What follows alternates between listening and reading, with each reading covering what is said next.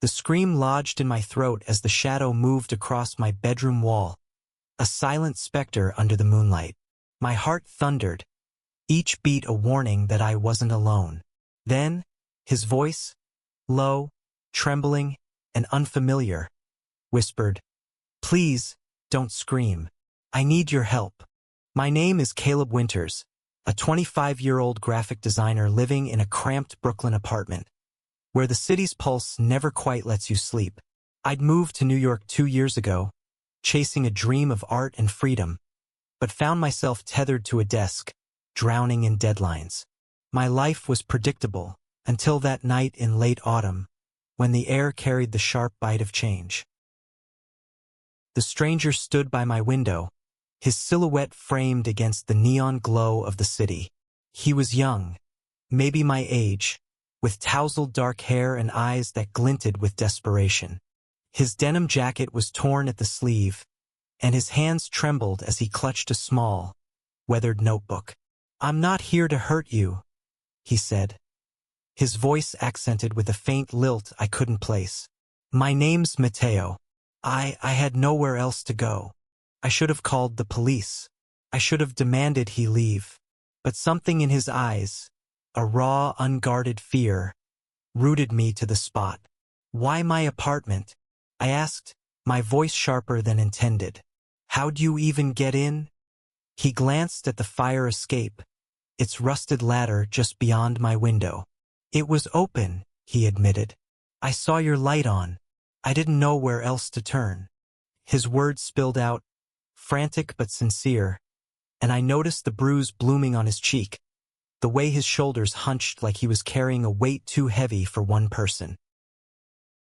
Against every instinct, I didn't kick him out. Maybe it was the exhaustion of my own lonely nights, or maybe it was the way his gaze held mine, like he was searching for something I didn't even know I had. "Sit," I said, pointing to the chair by my cluttered desk. "Explain. Now." Mateo hesitated, then sank into the chair, the notebook still clutched to his chest. He told me his story in fragments, each word laced with pain. He was 24, a street artist from the Bronx, undocumented, and running from a past he wouldn't fully name. "They're after me," he said, his voice barely above a whisper. "People who don't let go." He wouldn't say who they were, but the fear in his eyes was enough to make me believe him.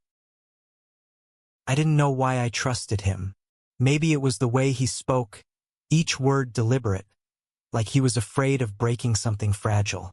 Or maybe it was the notebook he held, its pages worn and smudged with ink, a testament to a life lived in the margins.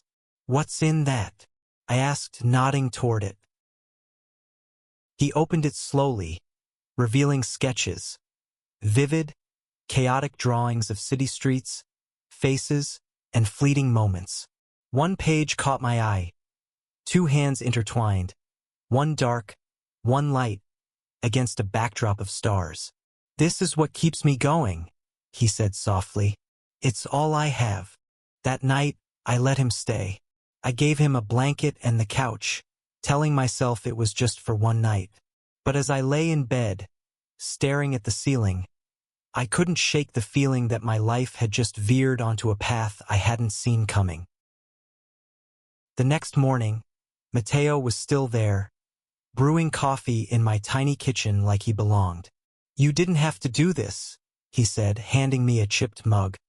His smile was hesitant, but it lit up his face, softening the bruise on his cheek.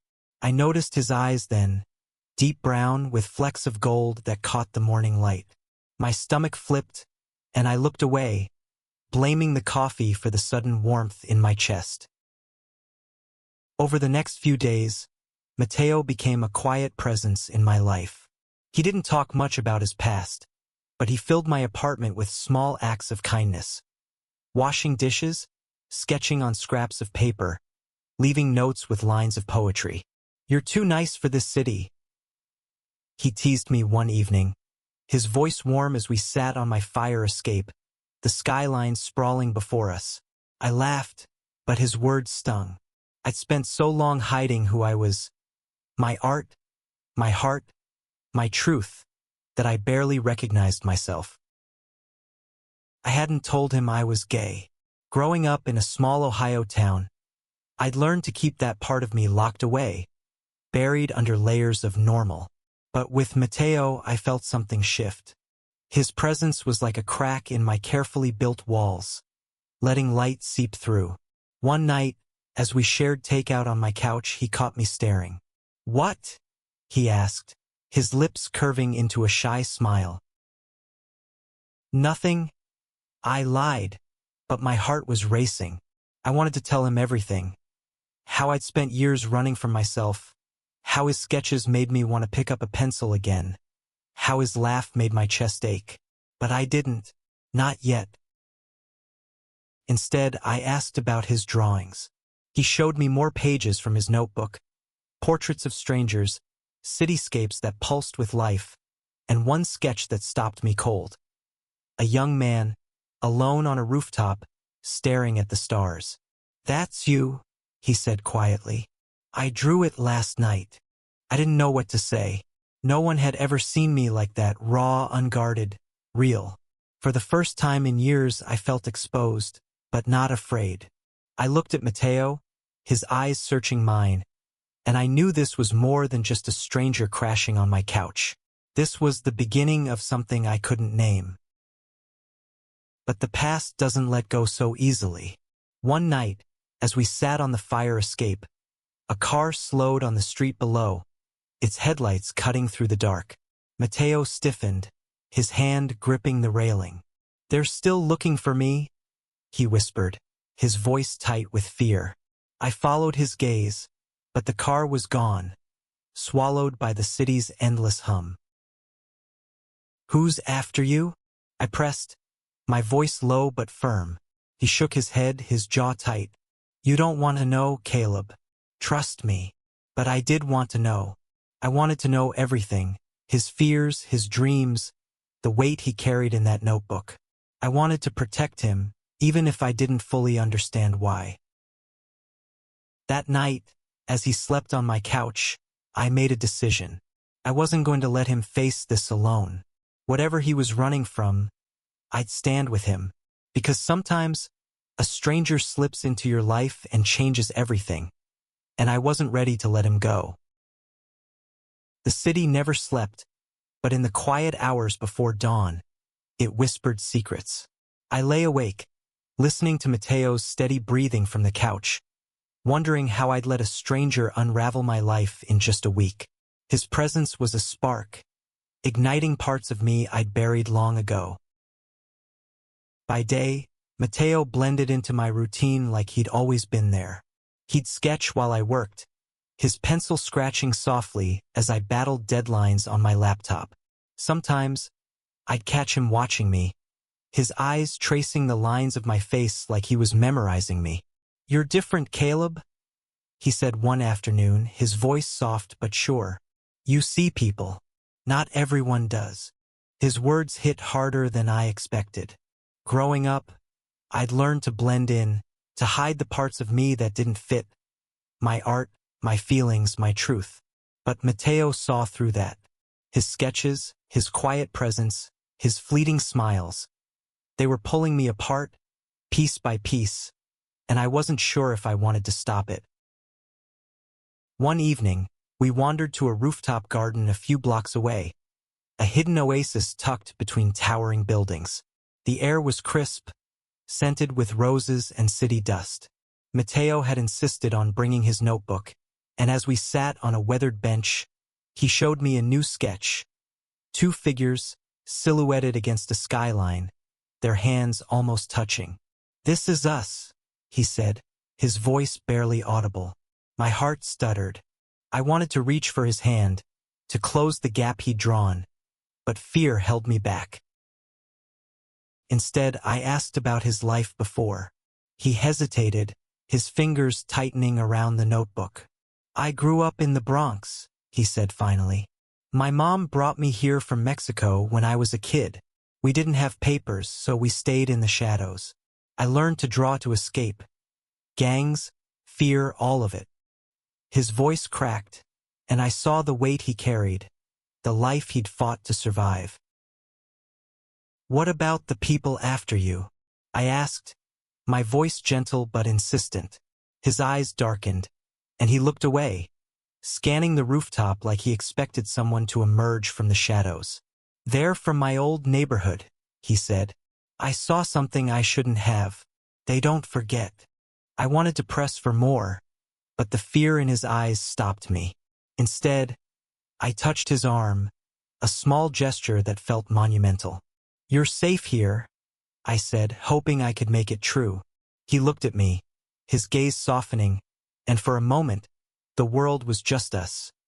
Two lost souls on a rooftop, caught in the pull of something unspoken. The next day, I took a risk. I pulled out my old sketchbook, dust-covered and forgotten in a drawer. "Show me how you do it," I said, handing it to Mateo. His face lit up, and for hours we drew together, our pencils dancing across the pages. He taught me to see the world through his eyes.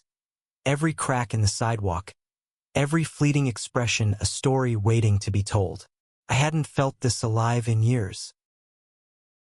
But the past was closing in. One night, as we walked back from a diner, Mateo froze, his eyes fixed on a man across the street. He was tall, with a shaved head and a tattoo snaking up his neck. "Caleb, go," Mateo whispered, his voice urgent. I grabbed his hand, pulling him into an alley, my heart pounding. The man didn't follow, but Mateo's fear lingered, a shadow we couldn't shake. Back at my apartment, he finally told me more. "They're tied to a gang," he said, his voice low. "I saw a deal go wrong, someone got hurt. I ran, but they know my face." He looked at me, his eyes pleading. "I didn't want to drag you into this." "You're not dragging me," I said, my voice fiercer than I felt. "I'm choosing to be here." The words surprised us both, and for a moment, silence hung between us. Then he reached for my hand, his fingers trembling as they intertwined with mine. It was the first time we'd touched like that, and it felt like a promise. The next morning, I woke to find Mateo gone, his blanket folded neatly on the couch. Panic gripped me until I saw the note. "I need to fix this. Don't follow me." My stomach dropped. I grabbed my phone, calling the number he'd given me, but it went straight to voicemail. I paced the apartment, my mind racing with worst-case scenarios. Couldn't just wait. I grabbed my jacket and headed to the Bronx, to the neighborhood he'd mentioned. The streets were a maze of graffiti and noise, but I asked around, showing people a photo of Mateo I'd snapped on my phone. Most shook their heads, but one vendor, an older woman with kind eyes, pointed me to a community center. "He used to draw there," she said. Inside, the walls were covered in murals. Vibrant, chaotic, unmistakably Mateo's. A teenager pointed me to a back room, where I found him hunched over a table, sketching furiously. "Mateo," I said, my voice breaking. He looked up, his eyes wide with guilt and relief. "I thought I could end this," he said, his voice raw. "I thought if I gave them what they wanted, they'd leave me alone." He showed me his notebook open to a sketch of a man, the same one from the street. "This is what they're looking for," he said. "Proof I saw." I didn't understand, but I knew one thing. I wasn't letting him face this alone. "We'll figure it out," I said, my hand on his shoulder. Together. As we left the center, the city felt different, sharper, more alive. I didn't know what we were walking into, but for the first time I wasn't afraid. Mateo's hand brushed mine, and I felt it, the spark of something worth fighting for. The community center's fluorescent lights buzzed overhead, casting harsh shadows on Mateo's face as he clutched his notebook. His eyes darted to the door, like he expected it to burst open any second. "Caleb, you shouldn't be here," he said, his voice tight. "This isn't your fight." "It is now," I replied, my voice steadier than I felt. I'd spent years running from my own truths, but standing there, with Mateo's fear mirroring my own, I knew I couldn't walk away. Not from him. He told me everything, details he'd held back before. The man with the tattoo, Javier, was part of a crew running drugs through the Bronx. Mateo had stumbled into their world one night, sketching in an alley, when he saw Javier and another man in a heated exchange. A gun flashed, a shot rang out, and the other man fell. Mateo ran, but not before Javier saw him.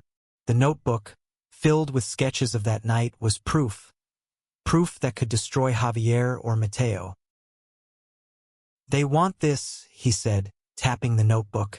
"If I give it to them, they might let me go. But if I don't," he trailed off, his eyes haunted. I saw the weight of his choice. Hand over his art, his soul, or keep running. "We need help," I said, my mind racing. "Someone we can trust." I thought of Lena, a friend from my art collective who worked as a community organizer in the Bronx. She knew people, cops, lawyers, activists who might listen.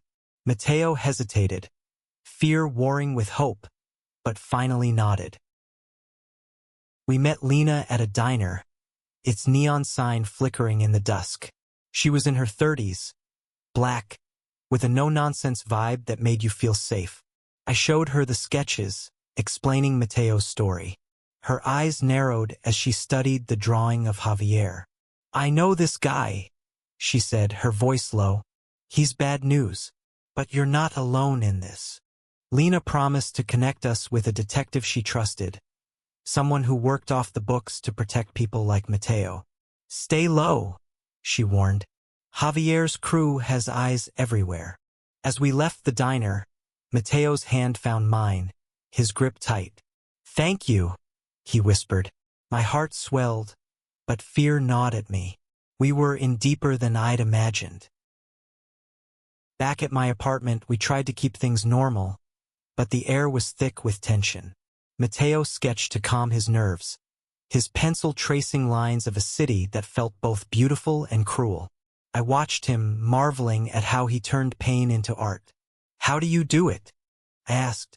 "Keep going, even with all this?" He looked at me, his eyes soft. "Because of moments like this," he said. "Because of you."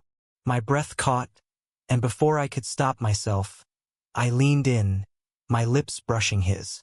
It was tentative, electric, a moment that felt like it could shatter or save us. He kissed me back, his hands cupping my face, and for a second, the world disappeared. But reality crashed back. A knock at the door made us jump, our hearts racing. It was Lena, her face grim. "The detective can meet tomorrow," she said. "But Javier's crew is closing in. You need to move."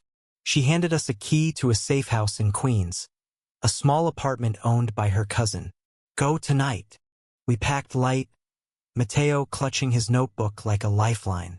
The subway ride to Queens was tense. Every stranger's glance a potential threat. The safe house was sparse but warm, with a view of the city that felt both distant and oppressive. As we settled in, Mateo turned to me, his voice barely audible. "I'm scared, Caleb. Not just for me, for you." I pulled him close, my arms wrapping around him.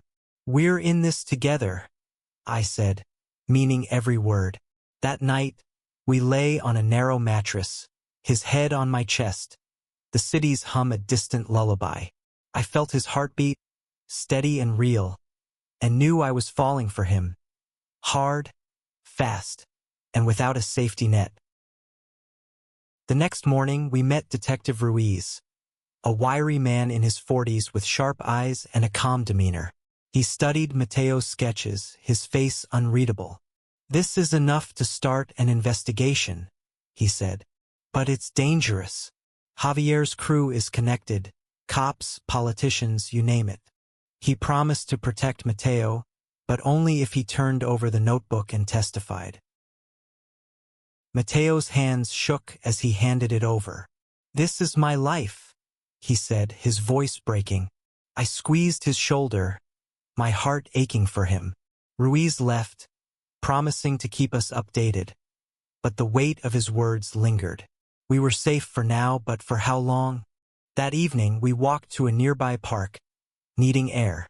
The sunset painted the sky in hues of orange and pink, and Mateo stopped, pulling me to a bench. "I never thought I'd find this," he said, his voice thick with emotion. "Someone who'd fight for me." He kissed me again, this time with a fierceness that stole my breath. I kissed him back, pouring everything into it: fear, hope, love. But as we pulled apart, I saw a figure in the distance, watching us. The man's silhouette was unmistakable: tall, shaved head, tattooed neck. Javier. My blood ran cold. Mateo followed my gaze, his face paling. "We need to go," he whispered. We ran, the city blurring around us, but I knew we couldn't outrun this forever. Mateo's hand in mine was the only thing keeping me grounded. Whatever came next, we'd face it together. But the fear in my chest told me the worst was yet to come. The safe house felt like a cage, its walls closing in as we waited for Ruiz's call. Mateo paced, his eyes darting to the windows, while I tried to stay calm, my mind replaying Javier's silhouette in the park. We were running out of time, and the city outside seemed to hum with menace. Ruiz called at dawn, his voice clipped. "Javier's crew knows you're in Queens," he said. "We're moving you to a new location tonight. Stay put until I get there." Mateo's face was a mask of fear, but he nodded, his hand finding mine. I squeezed it, wishing I could promise him safety, but the truth was, I was terrified too. To distract ourselves, we sketched. Mateo's pencil moved with a quiet intensity, turning blank pages into stories. Our story. He drew us on the rooftop garden, our hands finally touching, the skyline a backdrop to a moment that felt like a dream. "This is how I want to remember us," he said, his voice soft. "No matter what happens." I leaned in, kissing him gently, my heart aching with how much he meant to me. "We're going to be okay," I said, more to convince myself than him, but his eyes held a quiet resignation, like he'd seen too much to believe in happy endings. That afternoon, Lena stopped by with supplies: food, clothes, a burner phone. "Ruiz is solid," she said, her voice firm. "But you need to be ready to move fast." She glanced at Mateo, her expression softening. "You're brave, kid. Don't forget that." He smiled weakly, but I saw the toll this was taking. His shoulders slumped, his hands unsteady. As night fell, we waited for Ruiz, the silence between us heavy. Mateo broke it, his voice low. "Caleb, if something happens to me..." I cut him off, my voice sharp. "Don't. We're getting through this." But he shook his head, his eyes glistening. "I need you to know you gave me something I never had.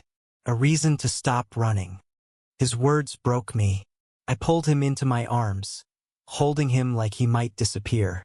"I love you," I whispered, the words slipping out before I could stop them. He froze, then buried his face in my shoulder, his voice muffled. "I love you too." The moment shattered when headlights flashed through the window. "Ruiz." We grabbed our bags, but as we stepped outside, another car screeched to a stop. Javier stepped out, his eyes locking on Mateo. "You thought you could hide?" he snarled, his voice cutting through the night. Ruiz drew his gun, shouting for us to get back inside, but Javier's men were faster. Two of them grabbed Mateo, dragging him toward the car. I lunged, my fists swinging, but a sharp pain exploded in my head, and the world went dark. I woke on the safe house floor, Ruiz kneeling beside me, his face grim. "They took him," he said, "but we've got a lead. Javier's crew is holed up in a warehouse in Red Hook."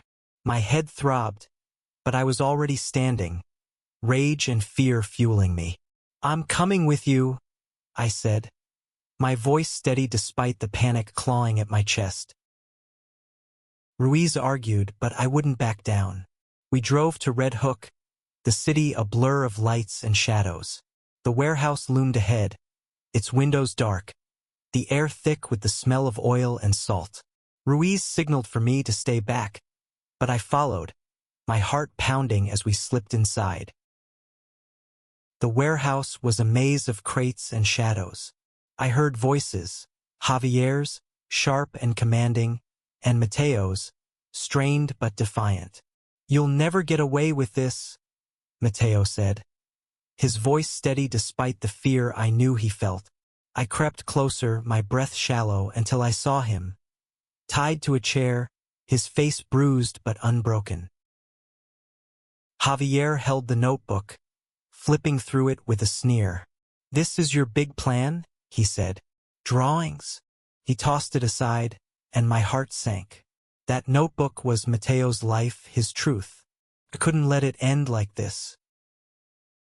Ruiz signaled to his team, and chaos erupted, shouts, gunfire, the crash of crates. I dove for Mateo, cutting his ropes with a shard of glass I found on the floor. His eyes met mine, wide with relief and fear. "Caleb," he whispered, but there was no time. I pulled him behind a crate as bullets flew, my arms shielding him.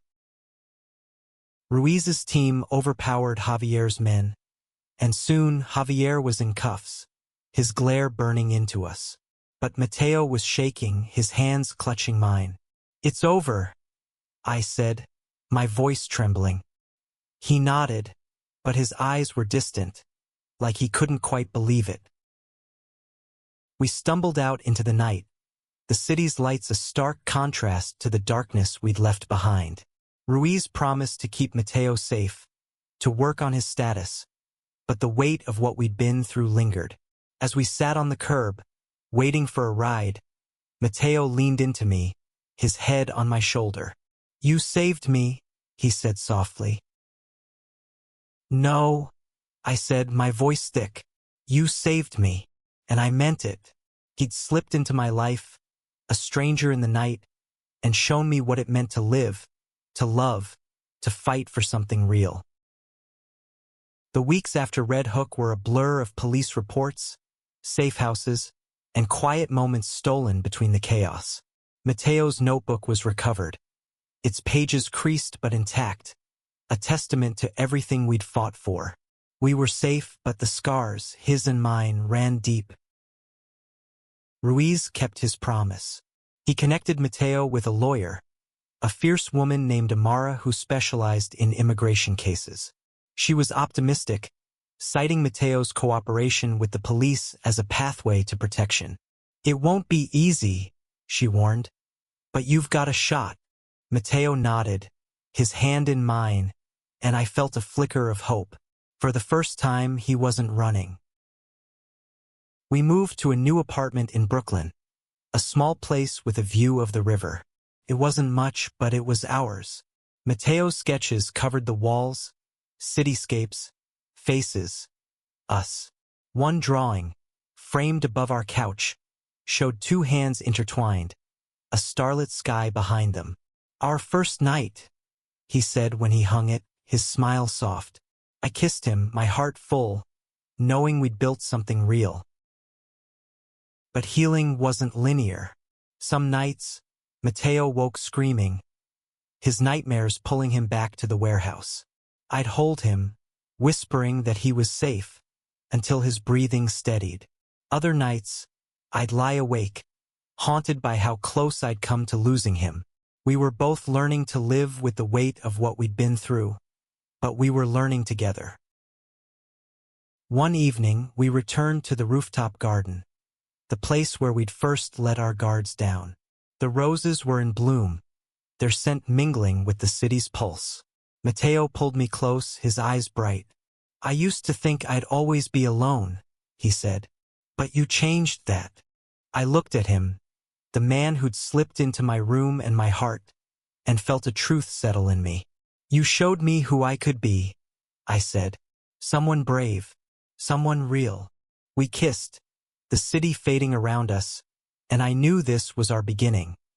Not an ending, but a promise. Mateo's case moved forward, slow but steady. Amara secured him temporary status, and Ruiz's investigation took down Javier's crew. Piece by piece, the notebook, once a danger, became a symbol of hope. Mateo started teaching art at the community center, his sketches inspiring kids who, like him, lived in the margins. I picked up my pencil again, my art no longer hidden, my truth no longer buried. One night, as we sat on our fire escape, the city sprawling before us, Mateo turned to me. "You know what you did that first night?" he asked, his voice warm. "You didn't just let me stay. You saw me." His words hit deep, and I realized that was the heart of it. Seeing each other, loving each other, through the fear and the fight. We weren't perfect. We argued, we stumbled, we carried our scars. But we built a life together, one sketch, one kiss, one moment at a time. The stranger who slipped into my room had left me speechless. Not with fear, but with love, with purpose, with a future I'd never dared to dream. As the city hummed below, I took Mateo's hand, our fingers intertwining like the sketch he'd drawn so long ago. We were two souls, lost and found, in a world that tried to break us but couldn't. And in that moment, under the stars, I knew we'd keep fighting. For each other, for our truth, for the life we'd claimed.